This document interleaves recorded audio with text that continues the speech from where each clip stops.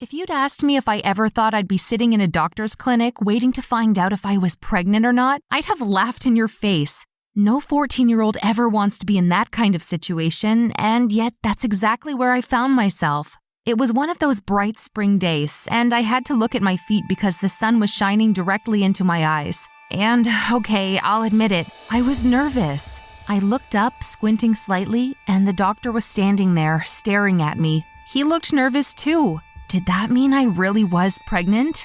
Sweat began to trickle down my back, and I could feel my skin burning up.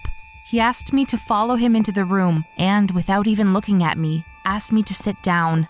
Avril, I'm afraid I have some bad news. Hot tears were prickling in my eyes as he told me that. And then I was stopped in my tracks. It appears that you are suffering from a rare hormonal disorder. Although you are only 14, according to your test results, you are in fact biologically closer to the age of 63. What this means is that I didn't hear anything else he said. What did he mean?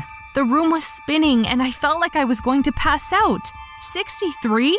63 years old? Wait, did that mean I wasn't pregnant? I must have started crying because the next thing I knew, the doctor was sitting next to me, telling me it was going to be okay, and that there were researchers who specialized in this kind of disorder. I couldn't believe I'd thought I was pregnant, when, in fact, this was pretty much the opposite news. He went on to explain that I'd basically undergone early menopause, and that was why I was no longer getting my period, and had been experiencing these hot flushes. Even at that moment, as he told me all of this, I was experiencing my worst hot flush to date. I felt like someone had dipped me into a fire. That's how much I was sweating and burning up. He told me I should have brought a parent or guardian with me because legally I couldn't pick up the medicine he wanted to prescribe me without an adult. Everything he said to me was so confusing, and all I wanted was to run away. Why couldn't I be normal like every other girl my age? It's crazy when I think about it because when I first got my period, I thought I was dying. And I remember saying to my friend Jessie that I wished I would never have another one. That's how painful it was.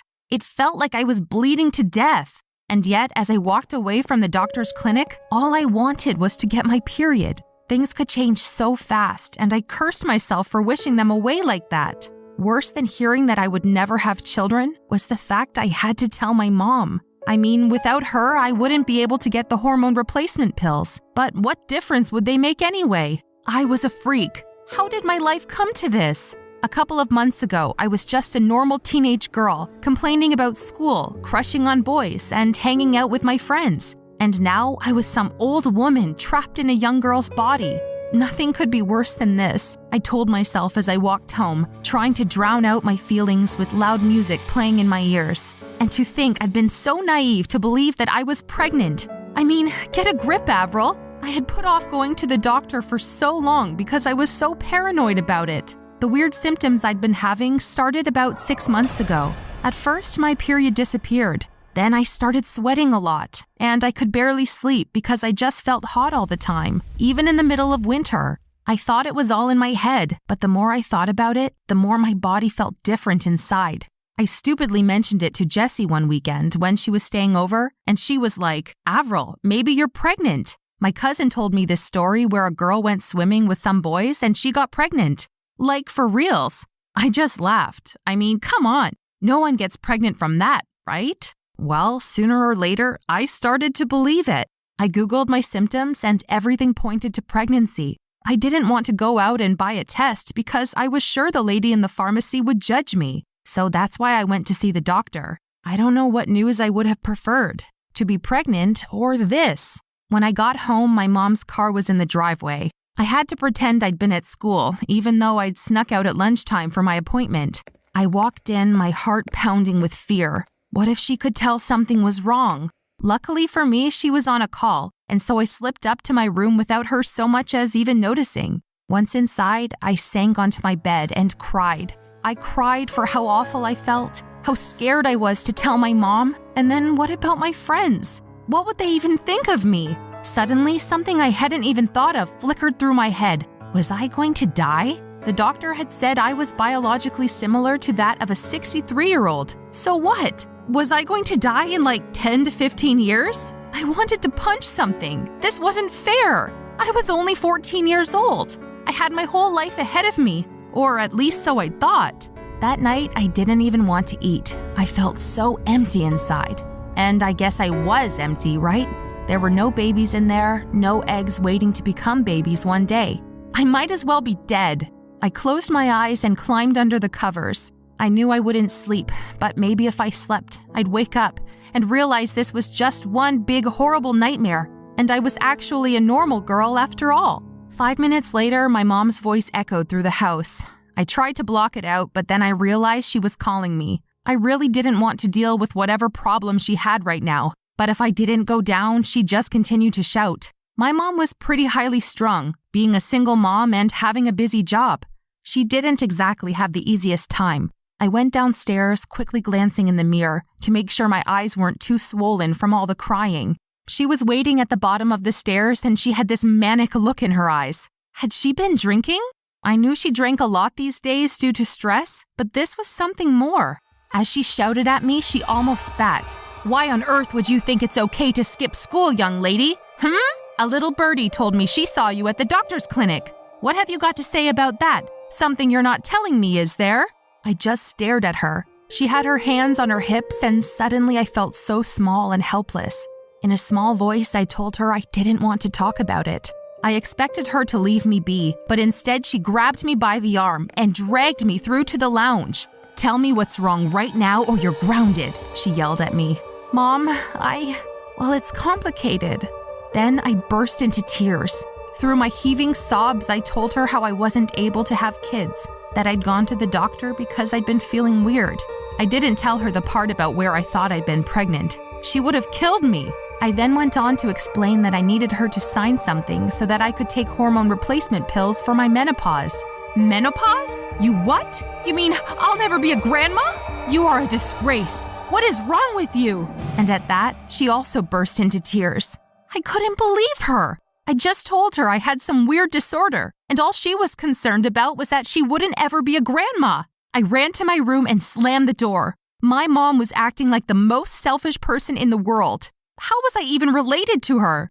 Later that night, there was a knock on my door. It was my mom. I didn't want to see her, but she came in anyway. She was still crying, and she started apologizing, saying it was her fault and that she felt so guilty. I didn't understand. She said that during the pregnancy with me, she had continued to drink, even though she knew it was wrong, and maybe she was somehow responsible for the disorder I had. I turned to her and told her to stop it. It wasn't her fault. The doctor said this was a rare disorder, but it was no one's fault.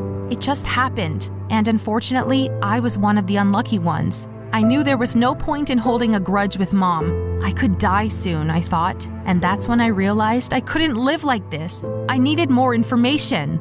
The next day, Mom and I went to see the doctor, and he explained everything. I would need to take the hormone pills for the rest of my life.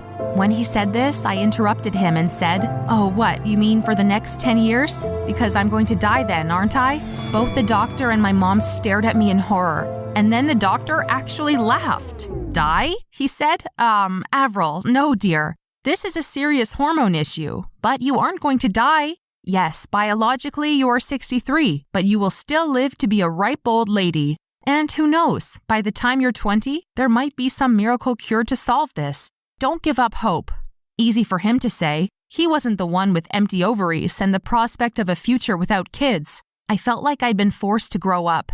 I'd gone from being carefree to someone who had skipped womanhood. I was old inside. No one would ever want to date me. I'd be the laughingstock at school, as if being a teenager wasn't already challenging enough. I was grateful Mom was there because she appeared to understand more than I did. The doctor asked us to wait outside for my prescription to be ready and asked me to come see him again in 1 month's time. We waited in silence. The doctor was seeing another patient and he told us he wouldn't be long. After about 10 minutes, the door opened and an old lady shuffled out. She looked at me and smiled and said, "Chin up, dearie. Life can't be that bad, can it? Look at me. I'm 89 and I'm dying, but hey, I'm still smiling." I blinked and just nodded at her. I closed my eyes for a second and tried to gather my thoughts. When I opened them, she was gone, and Mom was standing there with her hand out. "Come on, love, let's get your medicine and get you home. You're going to be okay, I promise." And I believed her. At that moment, I believed her. I knew I'd be okay, because honestly, there is always someone out there who is dealing with something much worse than you are. Besides, I'm still too young to think about babies. I mean, I'm sure that in 15 years I can adopt a baby, or maybe they'll find a cure. Maybe even men would be able to give birth. Anyway, who knows what will happen? And from that day onwards, I decided to adopt an attitude like that old lady had. Life really isn't that bad, right? What do you think of my story? Hi, my name's Zara, and I have this real fascination with vampires. Every Halloween since I can remember, I've always begged my mom to let me dress up as a vampire. I was never interested in being a witch or a cat or a zombie. I just wanted to be a vampire. I read the Twilight books when I was only 10 years old and dreamt of one day being like Bella Swan. I'm also super into the Vampire Diaries and even that old school TV show Buffy the Vampire Slayer. The older I get, the more I realize that maybe I actually have got what it takes to become a vampire. I'm super pale for starters. I mean like ghostly pale. And I do have slightly pointy teeth. And guys, this bit is so weird, but I'm properly allergic to garlic. So I feel like I'm halfway there. The kids at school always tease me and call me goth girl, but they're pretty stupid. I mean, I'm not a goth, I'm a vampire. Well, a wannabe vampire anyway. I speak to some friends online who also want to be vampires, but they all live in Germany and Romania. I wish I could go live in Europe one day. That's where most of the vampires seem to be. I had been searching for a more local community, and one day, I found what I was looking for. It seemed like there was a group nearby, but every time I tried to get more info, it was like getting stuck at a dead end. They seemed to be really top secret. I searched, and eventually I found a forum. One guy there gave me the info. Jackpot! In the next town over, there were a group of about 12 other teens who got together once a week to have meetings. I couldn't believe it! I reached out to them, and they replied straight away, inviting me along to the next meeting.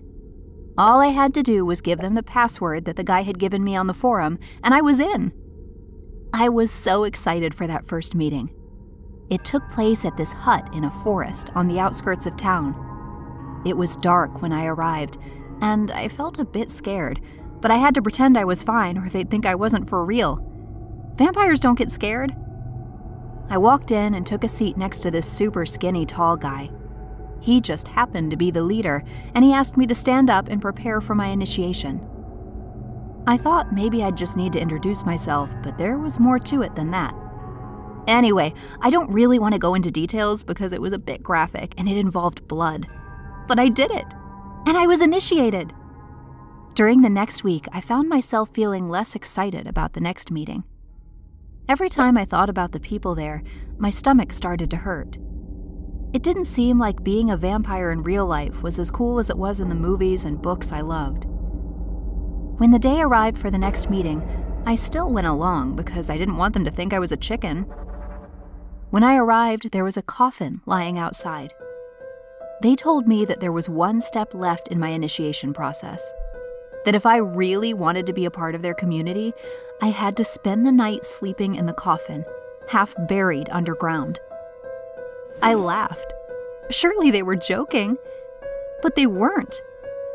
The leader picked me up and made me lie down in the coffin, then they shut the lid. I couldn't breathe. Suddenly, I realized this wasn't the life I wanted. I loved the mystery of the vampire world, but actually being one wasn't all it was cracked up to be. These people were evil. And as I lay there, I heard them laughing and saying how I fell for it and who would their next target be. I started crying and tried to open the lid. They weren't even real vampires. I was really starting to panic, thinking I'd be stuck in there forever, when all of a sudden I heard my dad's booming voice. The next thing I felt was fresh air coming in, and then I saw my parents. I leaped into their arms and burst into tears. I kept saying I was so sorry for getting involved in something so ridiculous. They didn't care, they just kept hugging me. They said they'd followed me here because they were getting worried about me. My dad had called the cops from the